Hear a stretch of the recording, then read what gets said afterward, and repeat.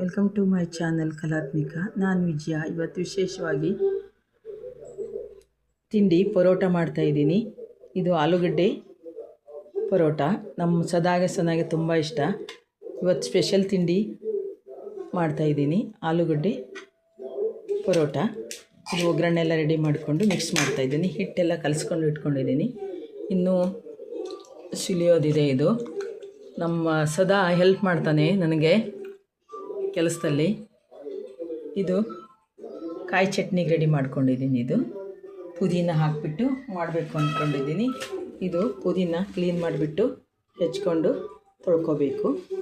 ಇವತ್ತು ಬಸವಣ್ಣವ್ರ ವಚನ ನೆನಪಾಯಿತು.